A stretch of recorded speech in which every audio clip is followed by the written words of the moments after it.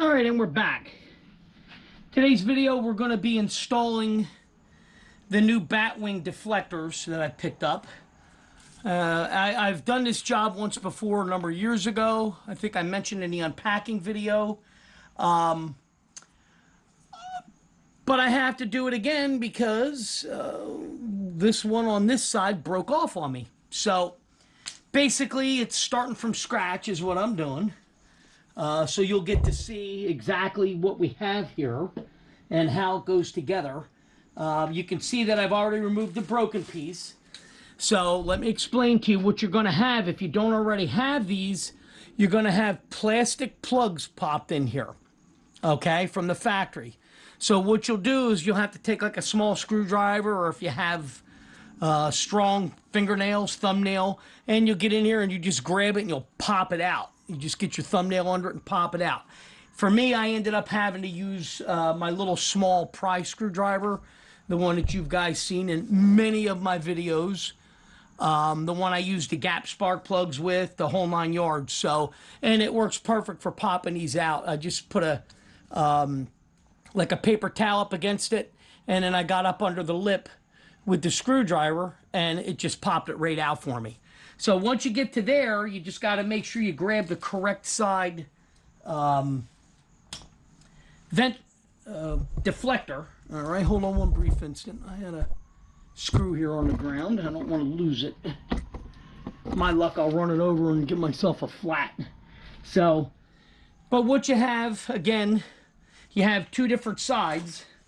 So, all right. Now, this obviously is going to be the other side. As you can see, it doesn't line up correctly. So your holes are here. So if I try to line it up, it's not lining up in the middle. So that's for the right side of the fairing. This one here is for this side. This is the correct one for over here. All right. And you see how that goes right up against, there's a lip here. So this goes right up against the lip. Okay. And then all you're going to do is you're going to start your screws. But before you do that, obviously, we have to have a little bit of a blue Loctite, my favorite stuff in the world. All right, now, just bear with me for a second, because I had bought some new ones, and I don't know what the heck I did with them.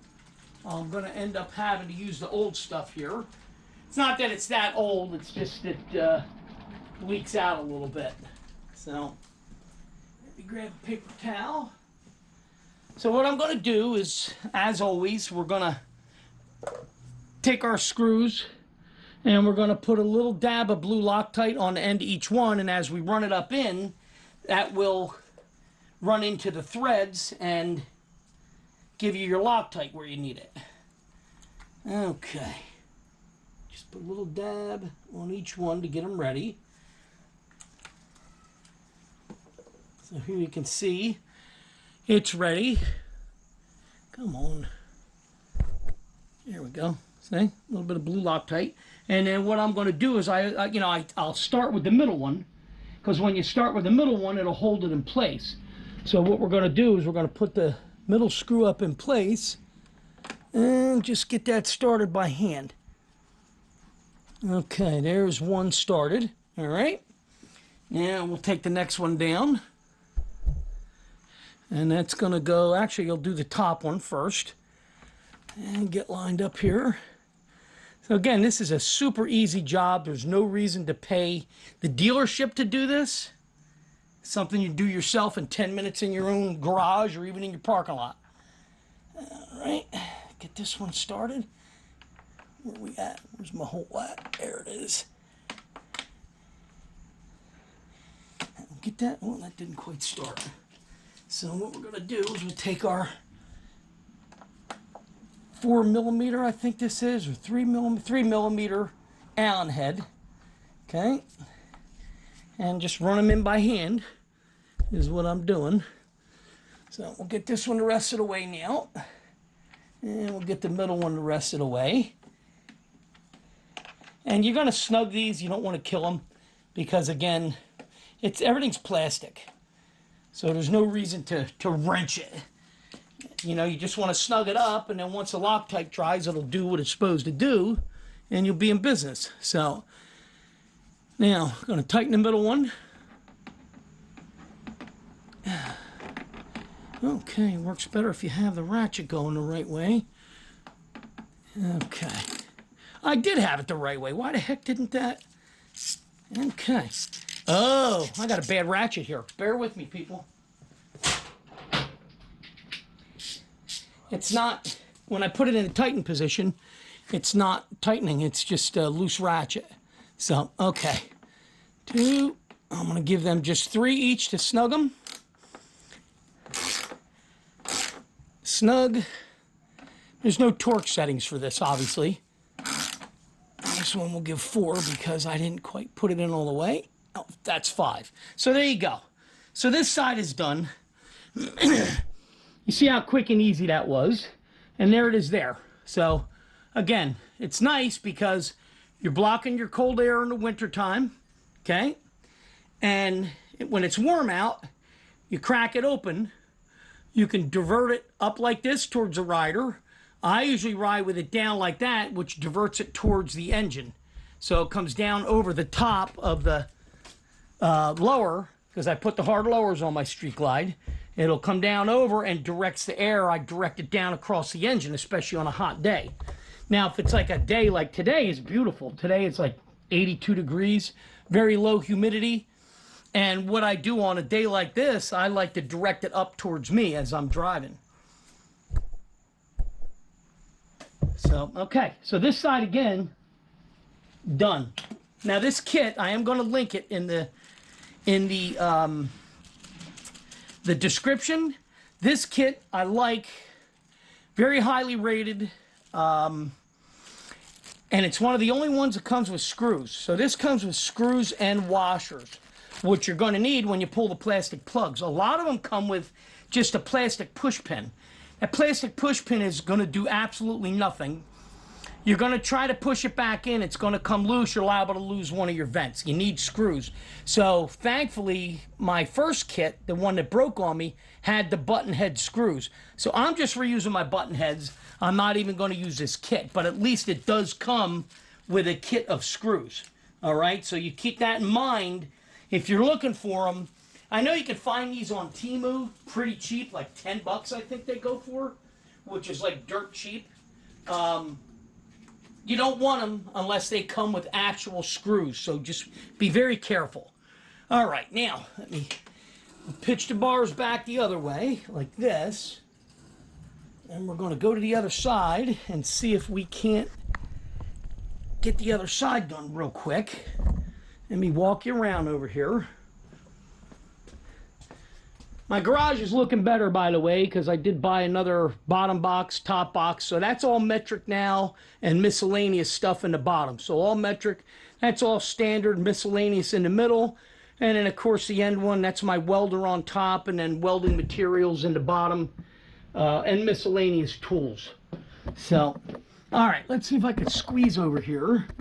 Give you guys an angle again. Come here. Pitch that back. So I want to be right here, 1, 2, 3. So this one didn't break, but I am going to yank it off and put the new one on. So let me do this. Bear with me. I'm trying to get the... There it is. Zoom in a little bit. Oh, really? That doesn't want to zoom. Hold on, people. I'm just doing both sides to show you how quick it goes. All right, now. There we go. That should work. Now we've got 1, 2, 3 screws, okay? Got them all in the picture here. Just spin you around a little bit. All right, so first thing we're going to do is take the bottom and the top out. So again, we can get to everything.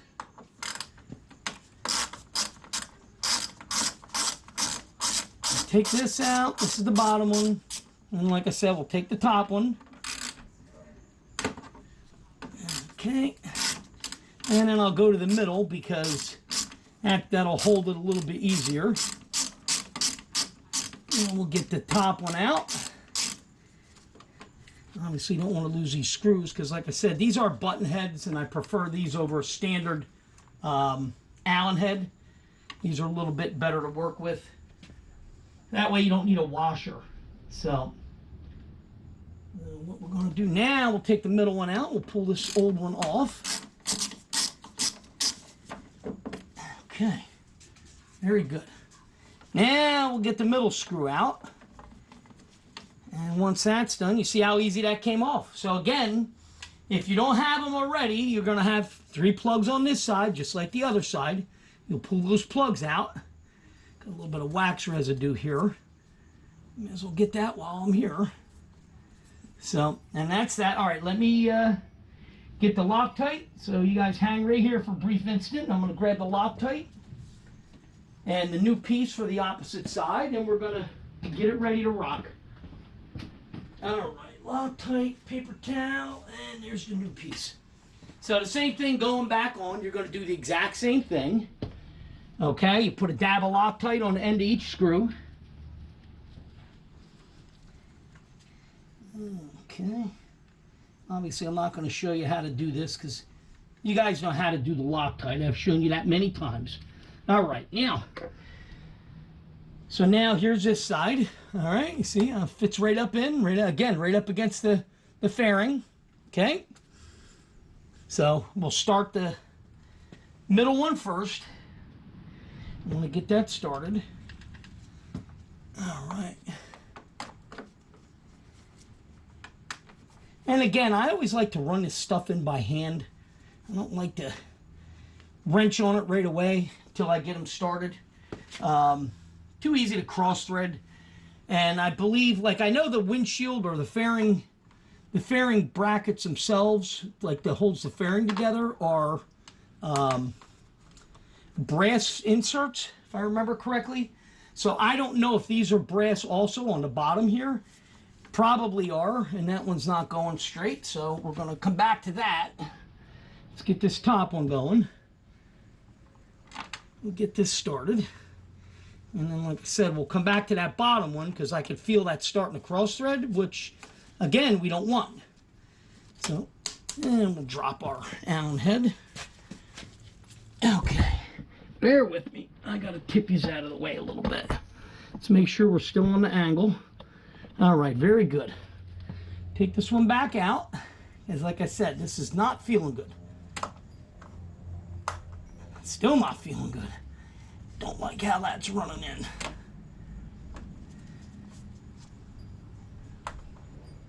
Yeah, I don't like how that's running. Oh, there we go. Okay. So on this side at the bottom, I had to pick up on the bracket itself to push up to get it to line up correctly. So once it goes in by hand again, you're just going to snug it. So I'm going to start at the top. That's snug. We'll go to the bottom now. And now we'll go to the middle.